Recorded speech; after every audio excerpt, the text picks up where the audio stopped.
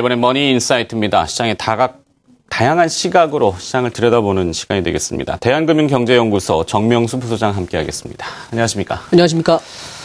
자, 전 세계 금융시장이 일본의 아베노믹스의 성공과 실패를 주목하고 있습니다. 아직 예단하기는 어렵습니다만 오늘 아베 총리가 연설을 하는 걸로 알고 있습니다.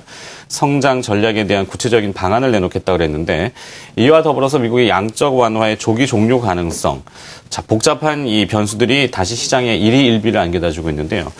이머징 마켓도 많이 흔들리고 있습니다. 기반이 좀 약하기 때문에 그럴 수 있겠는데 이 터키라든지 브라질 쪽, 우리보다는 좀 규모가 좀 사실은 큰 나라들인데 네네. 이런 나라들에서 이상한 지표의 징후들이 나타나고 있다고요. 어떤 의미입니까? 과거 그 동서냉전 시대에 이제 국제 정치를 이렇게 그 총괄하는 어떤 이론 중에 뭐 약한 고리 이론, 또 뭐 도미노 이론 이런 것들이 있는데요. 그러니까 냉전의 주축국이 이제 미국하고 소련이지만 사실은 이게 둘이 긴장도가 높여가는 상황에서 뭔가 문제가 터지는 거는 그 나라와 상관없는 또 주변의 변방국, 약소국들이 그랬다는 거죠. 우리나라 뭐 6.25라든가 또 베트남 전쟁, 뭐 쿠바 사태 이런 게 대표적인데, 그러니까 팽팽한 긴장 속에서 공격 대상은 강대국이 아니라 약소국, 약한 고리다. 뭐 이런 이론이 되겠습니다. 근데 지금 미국하고 일본 시장이 뭐 하루에도 여러 차례 상승하락을 반복하는 그런 혼란스러운 시장이 되다 보니까 거기에만 초점을 맞추고 있는데, 사실 이머징 마켓에서 일부 국가에서는 지금 풍전등화의 위기다 뭐 이렇게 부를 정도로 위기 상황이 나타나고 있거든요. 대표적으로 이제 터키하고 남아공 등이 그런 상황이 되고 있습니다. 터키 같은 경우는 지금 뭐 반정부 시위가 굉장히 거세지고 있기 때문에 주가 지수가 폭락하고, 또 뭐 남아공의 경우에는 그 탄광 노조의 파업 이런 것이 겹치면서 경기 둔화 이런 것 때문에 여러 가지 어려움을 겪고 있는데, 남아공의 그 화폐 단위가 이제 랜드라고 하는 화폐 단위를 쓰고 있는데요. 랜드의 그 환율 동향을 보게 되면은 금융위기가 아닌가 할 정도의 어떤 위기감이 들 정도로 그 가치가 떨어지고 있습니다. 그러니까 이런 주변 국가들의 움직임이 과연 우리나라하고 무슨 관계가 있을까 이런 얘기를 하실 수도 있는데, 사실은 몇 달 전에 있었던 그 키프로스 사태 같은 경우에도 유럽 시장에 홍역을 가지고 왔고 전 세계 금융시장에 이제 영향을 주고 있거든요. 이제 이런 것들은 이제 도미노 이론으로 설명을 할 수가 있죠. 한 군데가 넘어지면 연달아서 주변 국가로 이제 위기가 전염되는 그런 건데, 터키하고 남아공에 이제 들어가 있는 뭐 선진국의 자본들, 뭐 미국이라든지 유럽이라든지 일본 쪽 자금들이 탈출을 하게 되면은 그 이제 글로벌 마켓 전체에 연쇄적으로 영향을 주게 되거든요. 지금 국제 자금의 이동이 굉장히 자유로워져 있기 때문에 그냥 먼 나라의 이야기로 치부할 수만 없는 상황인 거죠. 네. 자, 통상 그 화재가 발생하게 되면 이 발화점이라는 걸 찾지 않습니까? 이제 이것이 번지느냐의 여부는 매우 중요한 이야기인데, 터키라든지 남아공이라든지 그들 나라의 특성을 비춰봤을 때 제한적일 수도 분명히 있는 내용인데, 이것을 좀 확대하는 것은 좀 경계해야 되는 부분 아닐까요? 어떻게 보십니까? 우리나라 같은 경우에는 이제 엔저라든가 또 수급 상황으로 보면 이제 뱅가드 펀드의 뭐 지수 벤치마크 변경에 따른 그런 매물 같은 것 때문에 사실은 선진국 시장하고 좀 괴리되어 있는 이른바 이제 디커플링 상태에 사실 있었거든요. 그렇지만 다른 이머징 마켓 국가들 주식 시장이라든지 뭐 부동산 시장, 자산 시장의 상황을 보면은 미국의 양적 완화라든가 일본의 뭐 아베노믹스라든가 이런 그 유동성 확대의 영향을 사실 많이 받았습니다. 주요 이머징 마켓 국가들의 이제 1년간 주가 지수 차트 같은 걸 좀 보시면은 전형적으로 그 우상향하는 유동성 랠리를 보여주고 있거든요. 뭐 인도네시아라든가 말레이시아, 또 뭐 태국, 뉴질랜드 이런 쪽 주식 시장을 보면은 뭐 깜짝 놀랄 정도로 이 속도감 있게 오른 걸 볼 수가 있거든요. 이런 나라들이 기본적으로 펀더멘탈이 좋고 한 것도 있지만, 이런 국제적인 선진국에서 시작된 유동성의 어떤 영향을 받아서 가격이 올라간 측면이 분명히 있단 말이죠. 그런데 이제 지금 미국과 일본의 경우에도 버블 논쟁이 사실 있지 않습니까? 그런 상황에서 이머징 마켓이 갖고 있는 어떤 특성들이 있다는 거죠. 또 단기간에 자금이 유입된 그런 규모 같은 걸 생각을 해봤을 때, 지금 선진국 시장에서 논의되고 있는 출구 전략의 어떤 시기와 방법, 이런 거의 여파가 이들 국가에 이제 직접적인 영향을 줄 수 있다는 겁니다. 지금 이제 국제자금의 어떤 냉혹한 같은 것은 우리가 이미 경험을 해본 바가 있지 않습니까? IMF 외환위기 때. 그만큼 국제금융시장에서 벌써 약한 고리가 어디인가 이런 것을 찾는 그런 활동들이 있을 수가 있고요. 이것이 단순하게 정치사회적 문제를 갖고 있는 터키나 남아공만의 문제는 아니다 이렇게 보고 있습니다. 네. 자, 이 금융시장이 안정을 찾을 땐 괜찮은데 요동을 치거나 변동성이 커지는 주된 이유는 역시 시장이 가장 꺼려하는 재료인 불확실성 아니겠습니까? 이 불확실성을 또 무기로 말씀하신 약한 고리를 공격하게 되는 것이 금융의 속성인데 이 약한 고리에 크게 어떻게 영향을 주게 되는지 구체적으로 다른 일부 이머징 국가의 지표들을 좀 더 확인해 봤으면 좋겠는데 어떻게 보고 계시는지요? 사실 약한 고리가 이제 어느 나라든지 사실 어느 시장이든지 될 수가 있는 것이요. 경제 흐름이 이제 급격하게 바뀌게 되는데 그것에 대한 적절한 대응을 하지 못하면 그런 상황이 벌어질 수가 있습니다. 근데 뭐 대표적인 예로 그 호주하고 브라질을 사실 들을 수 있는데요. 호주 주식시장하고 브라질 주식시장도 보면은 좀 뭐 등락이 있지만 호주 같은 경우에는 특히 추세적으로 우상향하는 그림을 그려왔습니다. 이게 중국을 중심으로 한 자원 수출이라고 하는 그런 그 산업 특성을 호주가 갖고 있는데 호주에는 사실 이렇다 할 제조업이 사실 없어요. 없는 상태에서도 이런 어떤 주가 상승의 수혜를 볼 수 있었던 것은 자원 수출이 이제 강력했기 때문인데 중국의 영향을 직접적으로 받고 있습니다. 중국이 이제 시진핑 체제가 들어선 이후에 어떤 급속한 뭐 경기 부양이라든지 경기 진작 이런 거보다는 뭐 부패 척결이나 구조적인 문제에 이제 치중을 하면서 호주의 어떤 자원 수출이 타격을 받게 된 거죠. 그런 상황에서 호주 중앙은행이 부랴부랴 이제 금리도 낮추고 이렇게 됐는데 금리를 낮추게 되니까 또 호주 달러 가치가 급락을 하는 상황이 벌어지고 있는 겁니다. 그러니까 이렇게 되다 보니까 호주가 굉장히 좀 불안정한 그런 상태가 되고 있는데 브라질의 경우도 비슷한 그런 궤적을 갖고 있거든요.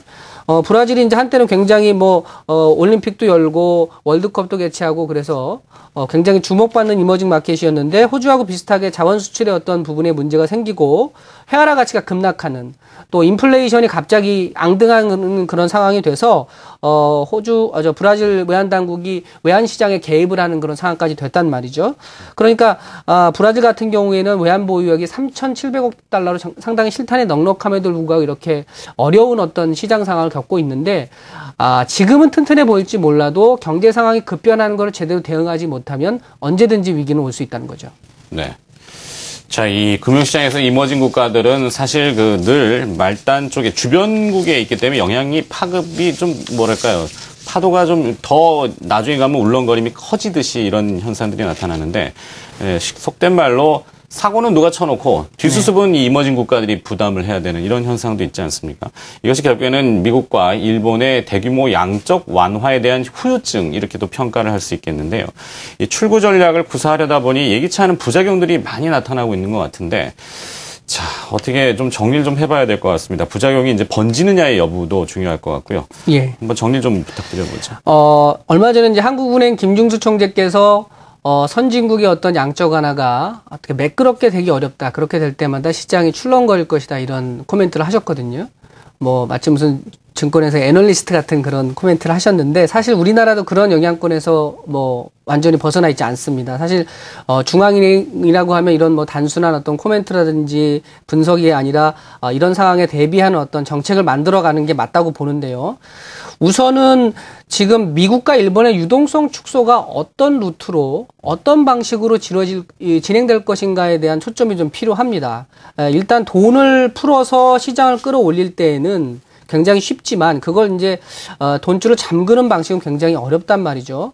시장은 지금 돈이 풀려 나오는 것을 그대로 받아들여서 그걸 그대로 받아먹고 이제 굉장히 강한 속도로 달려왔는데 누구나 이런 고통스러운 되돌림은 싫어하게 되는 거죠. 그러면 저항과 반발이 발생하게 되고 그 과정에서 이제 변동성이 커지는 건데 걱정스러운 것은 지금 미국의 오바마 버냉키 페어 또 일본의 아베 총리, 구로다 총재 페어, 뭐 정책 사이드와 또 중앙은행 총재의 이런 페어가 양적 완화를 두 국가가 적극적으로 추진했을 때하고 다른 어떤 상황에 직면해 있다는 겁니다. 미국부터 보면은 오바마 대통령의 경우에는 뭐 재선이 돼서 강력한 어떤 정책을 필 수 있는 상황임에도 불구하고 뭐 국세청의 어떤 세무조사 논란 스캔들이라든가 또 뭐 AP통신 기자에 대한 도감청 문제 이런 걸로 굉장히 수세에 몰려 있거든요. 네. 근데 지금 오바마 행정부는 그 시퀘스트레이션 문제를 해결해야 되는 부분이 있는데 공화당의 공세에 대해서 백악관이 이렇게 이제 힘을 얻지 못하게 되면 재정의 축이 무너지는 그런 위험함이 있는 거죠.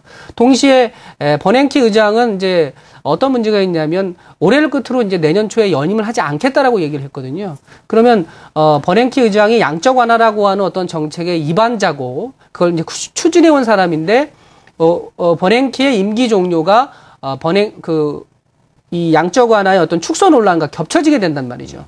그러니까 과거에 힘있게 정책을 밀어줘야 될 백악관이 좀 흔들리고 있고 버냉키가 물러나야 될 그런 상황이 있기 때문에 이런 상황 자체가 시장 입장에서는 리스크 요인으로 인식할 수가 있다라는 겁니다. 일본도 마찬가지인데요.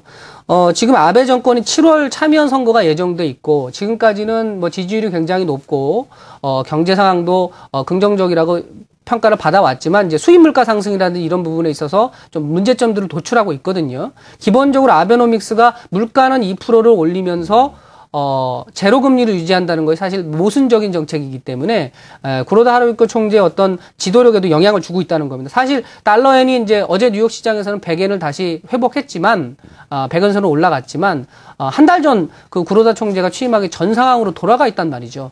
그러니까 체면을 구긴 건데 어떤 시장 지배력, 중앙은행이 시장에 대해서 갖는 지배력이 약화됐다라고 하는 것 자체가 문제가 있는 거죠. 과거에 그 그린스펀 연방은행 연준리 의장이 뭐 마에스트로라는 칭송을 받았지만 임기 말년에 굉장히 여러 가지 정책들이 비판을 받고 있지 않습니까? 네. 그 어떤 정책을 하는 사람들이 이렇게 흔들리게 되면은 마켓이 아까 말씀드린 어떤 저항 또 변동성의 강화 이런 현상이 나타날 수밖에 없는 거죠.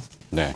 일단 문제의 인식을 하고 그다음에 대응책에 대해서도 구체화될 필요가 있는데 그것을 준비하는 우리 투자자들의 자세, 대응 전략 어떻게 좀 잡으면 좋겠습니까? 얼마 전에 제가 외신을 쭉 보다 보니까 미국의 굉장히 유명한 헤지펀드 매니저가 이런 말을 했어요. 최근 시장은 뭐 프로들의 시장이다. 이렇게 얘기를 했다고 합니다. 이게 그만큼 변동성이 크기 때문에 대응하기가 어렵다는 건데 최근 우리 주식시장의 움직임을 보면은 외국인 투자자들이 유입하는 그런 조짐이 보이고 있단 말이죠.